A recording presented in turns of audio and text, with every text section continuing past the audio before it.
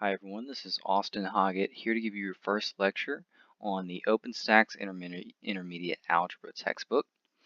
You can find all of this information online through Canvas as well going to the OpenStax website itself. So let's get started. Chapter 1, Section 1 here is on the use of language in algebra. We have several topics for our learning objectives. Today we'll be talking about factoring, prime factorization, and least common multiples. These are useful in computational skill sets. Talk about variables and algebraic symbols, the actual symbols used to perform operations or signify them. How to simplify expressions using the order of operations. Then we'll have some practice evaluating those expressions and combining some simple strings of variables. And then lastly, we'll wrap up with a translation of English phrases into algebraic expressions. So let's get started. First up, we have factoring, prime factorization, and least common multiples. So let's talk about what a factor is. You can see here that we have two terms. There's the factors, the A and B, that multiply together to create a product, right? It's sort of like a peanut butter and jelly sandwich. I've got two slices of bread with the peanut butter and jelly on each. When I mash them together, they create the product, the peanut butter and jelly sandwich itself. So, for example,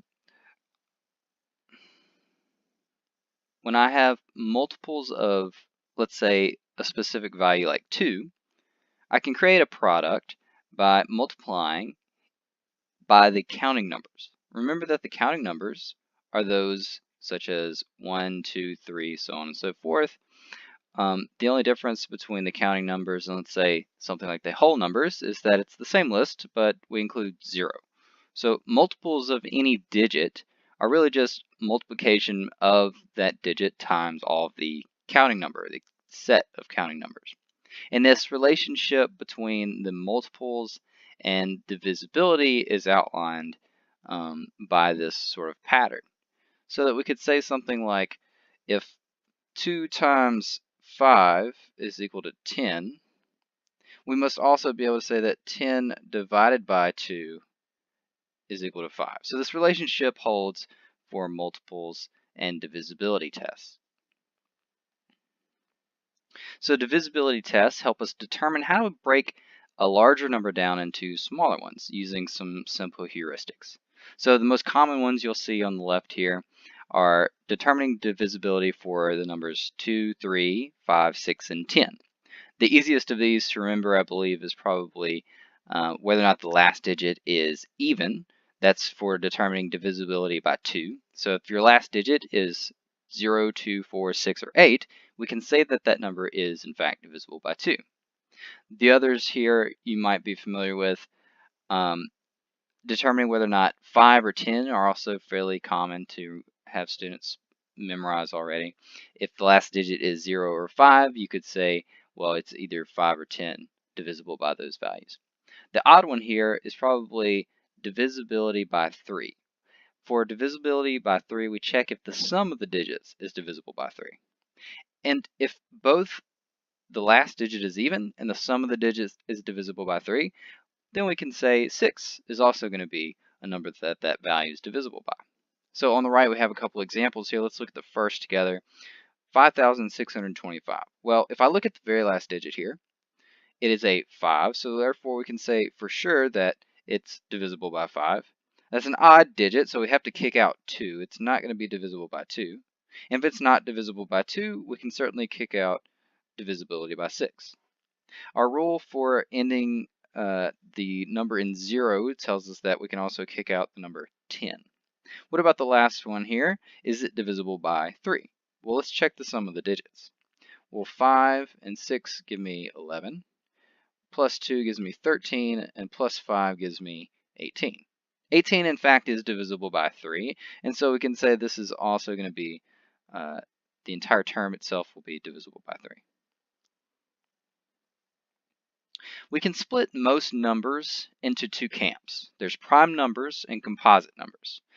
Prime meaning that the counting number is really only divisible by 1 and itself. So in the list that I show here, 2, 3, and 5, if I go onwards, 7, 11, 13, comprise those numbers that we consider prime because their factors only are 1 and themselves. The other camp is the composite number, which is composed of different factors. So looking at my list here, I see 4 and 6 we can consider a composite number simply because the factors other than 1 in themselves could be included. So a composite number has factors other than 1 and the number itself, but we can use this to our advantage in a specific way by opting to factor a larger number by prime factorization. So we're creating a product of prime numbers that is equal to that number. And this is why this is helpful. In computation, the structure of a composite number, by breaking it down into smaller and smaller chunks, the actual operations that we perform there become easier to handle.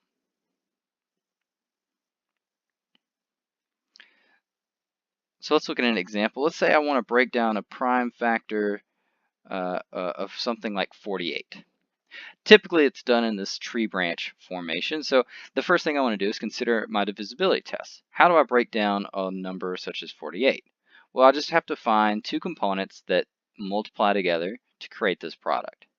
In this instance, I can use the divisibility rule that says this thing's definitely divisible by 2. The last digit is 8, which is an even number. So 2 times 24, in this case, would get me back to my original. Now 2 happens to be a prime number, as we saw a second ago, but 24 could be broken down again. So we repeat the process until we're out of composite numbers. So 24 could be broken down by 2 again. This would be 2 times 12. And 12 itself could be broken down into something like 3 times 4. And 4 finally being broken down to its primes, 2 and 2. So notice the underlying of all of these prime numbers. When we end a branch, that is to say that when we find a factor that is a prime number, we underline. To then put these all together is the creation of that prime factorization. So there's 1, 2, 3, 4 different 2's, and of course a single 3. And this comprises the prime factorization of the original number. We could also talk about a concept known as the least common multiple. So we just saw multiples earlier are any digit, any counting number multiplied by the set of counting numbers. So the least common multiple is just a number that is the smallest multiple of 2 digits. So this is helpful for lots of reasons, specifically when we're talking about adding and subtracting fractions with different denominators. So it's useful in those types of computations. So how do we actually perform this operation? Well, there's a couple of different ways. One way is simply to list the multiples of each of the 2 digits we're interested in, or we could perform a slightly more complicated version of this where we use the prime factors method. And I'll take a look at both of these in just a moment. Let's start with an example. Let's say we want to find the least common multiple of, let's say, 12 and 18. So the first method we talked about is the list. So if I just simply list the multiples of each, remember the multiples are just multiplying the digit here by all the counting numbers. So through my list I can say 12 times 1 is 12, 12 times 2 is 24, right? And so on and so forth. We get 12 times 3 is 36, 12 times 4 is 48, and we could continue that indefinitely. For 18, we can repeat the same process. Well, 18 times 1 is 18. 18 times 2 will give me to 36. And actually, we can stop right there because that is actually going to reveal the very first term that the two have in common. So the LCM of 12 and 18 is 36. There's one alternative method that I mentioned. The alternative method here is to use the prime factors method. So what we do in this case is to look at the prime factorization of each digit. So 12, we saw earlier, breaks down into something like 3 times 4, or said another way, 3 times 2 times 2. That way we're listing all the prime values. I can repeat this for 18. 18 is the same as 6 times 3, where 6 breaks down itself into 2 times 3. So how does this actually accomplish finding the LCM? Well, notice the vertical sort of method I have here. I've listed these in their prime factors. Now we create a new column for the LCM. So identifying what are the common prime numbers in both lists, I see that each 12 and 18 have the term 3 and 2. So I list those only once in my LCM list. Now I can remain confident that whatever else is there can be listed. This all gets multiplied together actually. So instead of separating these with a comma, I should say these are separated simply by multiplication. And when I multiply all of these together, that creates for me the same LCM I saw a second ago, which is 36, right? So 3 times 2 is 6, 2 times 3 also gives me 6, and 6 times 6 gets me exactly where I was a second ago. So those are your two methods. What's helpful is identifying which tool to use. Most people, especially with a calculator, are able to use the list method fairly easily. The prime factorization method is helpful in some other areas where it maybe is cumbersome to list out several multiple factors. So now let's talk about variables and algebraic expressions. A variable is some measure, typically a physical measure in the real world, that we're interested in putting a value to, right? It can represent a number that is variable in its value, meaning it may change. We don't know what the particular variable represents as far as its absolute value, but that's the point. We also have constants, which by their very nature stay the same. Makes sense, right? Here are also a reminder of the different types of notation you may see when we perform operations on either numeric values or their variable counterparts. So we have addition, subtraction, multiplication, and division. Notice that for addition and subtraction, it's fairly straightforward. There's only one symbol that we use, but several different types of formats used for multiplication and division. As long as you're consistent, it's really the only thing that matters. So notice too, we have in our last column the English phrase of how you would actually say these particular operations. That's going to be helpful to refer to later on when we're trying to do some of our translations. We also have a couple of symbols that represent two concepts, one of inequality and one of equality. To say that A is equal to B is to say that two quantities are the same. An inequality, by the other coin, is to say a couple of different things. We can actually see several different symbols with the inequality. So the very first one here is A is less than B, where we use the exact same inequality sign, just sort of referenced in a different orientation. In our second example, we have A is greater than B. Both of these are suggested by virtue of the number line that the A and B values, whatever they may be, their variables, are going to change their orientation based on the orientation of that arrow. Here we have the rest of our set. The inequality symbols that we didn't discuss a moment ago are the not equal to symbol, and then the less than or equal to, which is the same as the other inequality with basically a half equal sign addended to it. The other group of symbols that you see here are sort of like the punctuation marks of mathematics. Parentheses, brackets, and braces. These can be used in long strings of expressions where we want to identify what part of the operation should be performed first.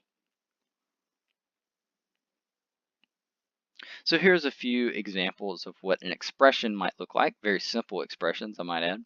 So an expression, if you'll recall, is just a number or a variable or some combination of the two that implements some type of operation.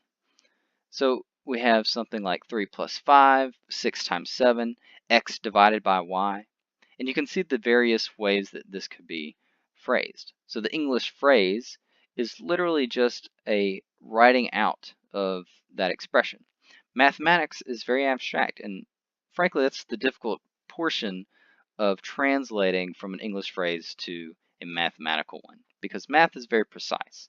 And there's actually lots of vagaries in the English language itself that make it difficult to actually translate into some specific expression.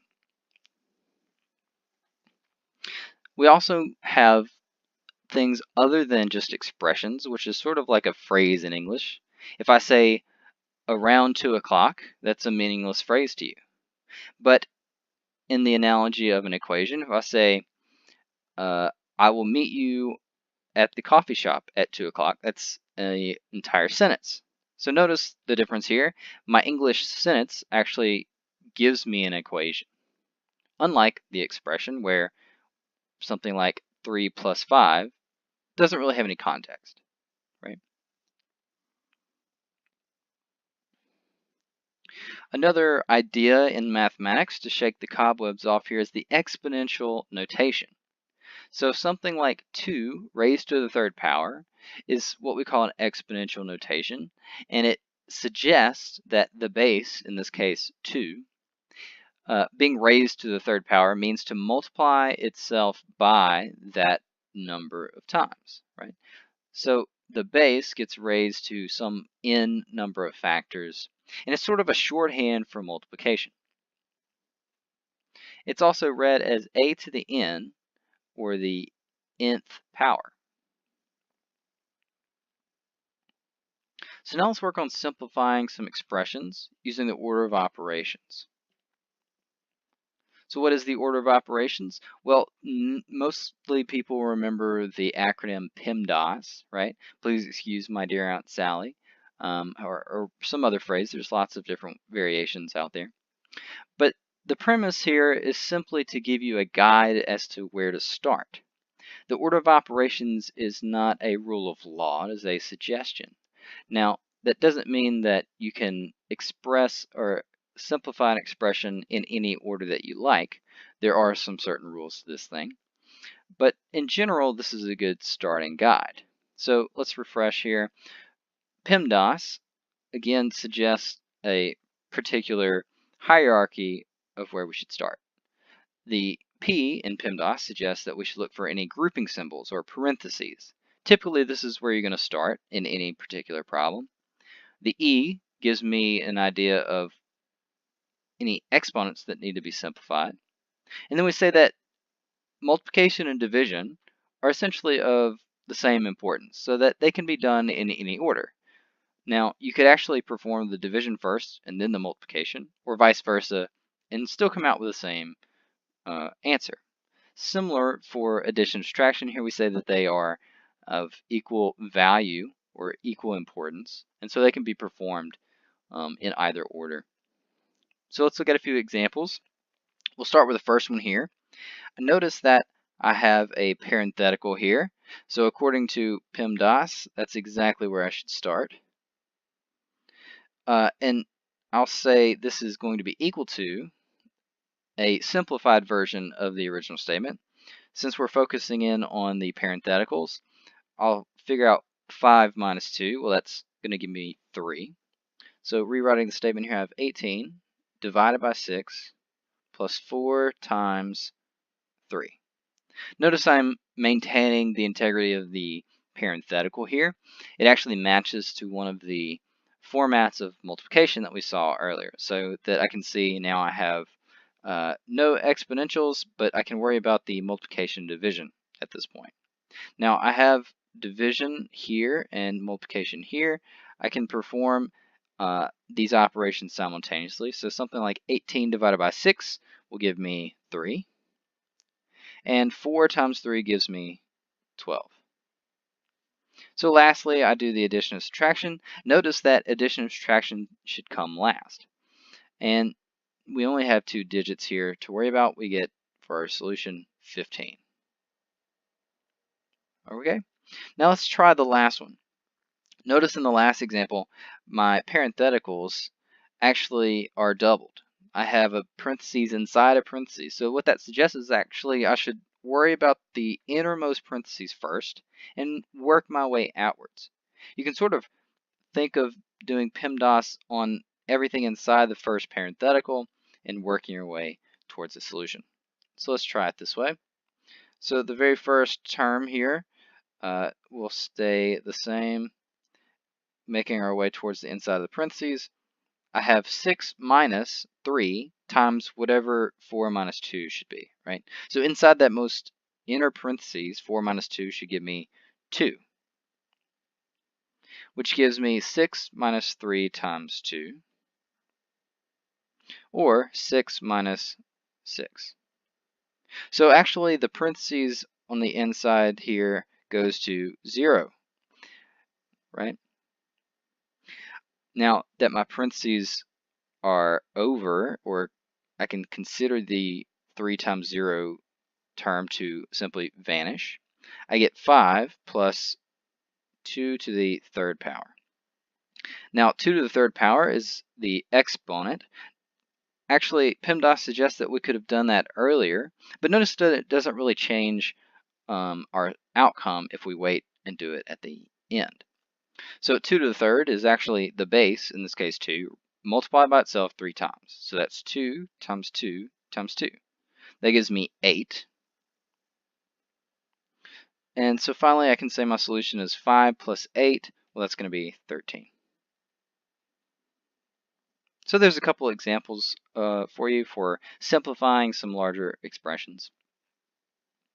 So instead of simplifying an expression, you might also be asked to evaluate an expression, which is a similar type of operation, but it actually revolves around variables instead of just numeric values. So we actually have to replace a variable with a given value inside of an expression. So here's maybe a couple examples. Let's look at the very first one here. If I look at 3 times x squared and evaluate for x equals 3, essentially I'm going to rewrite this statement and replace x with that value.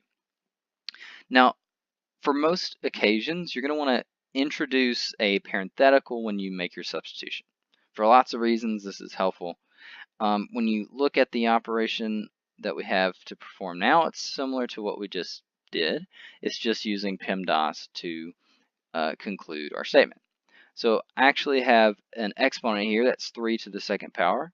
Again, that's the base raised to the second power, meaning we're going to multiply by itself twice. So that's 3 times 3, which is 9. And I'll keep it in parentheses. And finally, we have 3 times 9, which gives me 27. So there's our solution.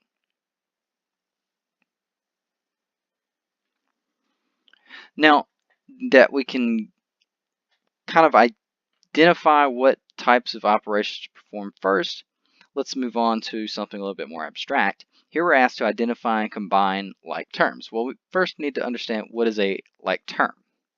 So let's get some vocabulary out of the way. A term is a constant or the product of a constant and some variables. So an individual term is actually going to be typically separated by addition or subtraction. That's why we perform the operation of addition and subtraction last. Separate from a term is its coefficient. It's usually a number that is a constant that is multiplied by all the variables of a single term. Now, when we say like terms, we mean something very specific. We mean that they have the exact same variables raised to the same powers. We can only combine like terms if this is the case. So let's look at some example. So notice that in my long string here, this is a algebraic expression. I have several different terms separated by, again, addition and subtraction. So what are my like terms? Well, looking at the very first term here, 5x squared, the variable here is x raised to the second power. So any other term inside this expression that also has x to the second power, we would consider a like term. So for instance, the terms here, 5x squared and x squared, could be combined, and basically we're rephrasing a long expression as something much simpler, right? It's sort of like this. If it's raining outside and let's say Faust is a poet that you like reading, he'll describe uh, the snowfall or the raindrops outside for pages and pages and pages. When instead you could just say, oh, it's raining heavily outside, right? So you're condensing something that's long back into a simple form. Now, how we do so in this particular case is once we've identified what the like terms are, we can rearrange them such they are next to each other, and then add it or subtract the coefficients of that particular term. So in the underlined examples here, my coefficients are 5 for the first term, 5x squared, and for x squared, the coefficient is actually understood to be 1. So when we combine those together, I get 5 plus 1 is 6x squared. Now we can repeat this process for some other variables here.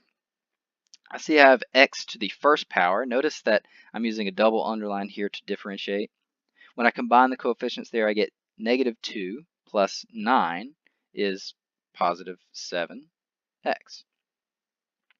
I could also see that I have a y term here and here. 7y minus 6y, combining those coefficients, I get 7 minus 6 is 1. And so instead of writing plus 1y, we would just use y as is. And lastly, I have constant terms to worry about. Negative 3 and positive 7 could be combined. Well, subtracting 3 and adding 7 is the same as simply adding 4. And so now I have the exact same expression in a lot of ways, but a lot more simply placed. So here's another couple examples for you to try. Let's look at the second one together. We have 2y squared minus 7x plus 2y squared minus 2x plus 7x plus 9x minus 6y plus 7. So that's a mouthful. So first things first, I'm going to identify all of my y squared terms. Combining them, I get the coefficients 2 plus 2, so 4y squared. And then I'm going to look at my x terms here. There's several of them in the expression, so I have negative 7 minus 2, which is 9, negative 9, which actually will cancel out with the positive 9x at the end. So I actually end up with just plus 7x. Now, there's actually no other y terms in this expression, so minus 6y stands alone by itself, and I can say the same for the constant term 7 at the end.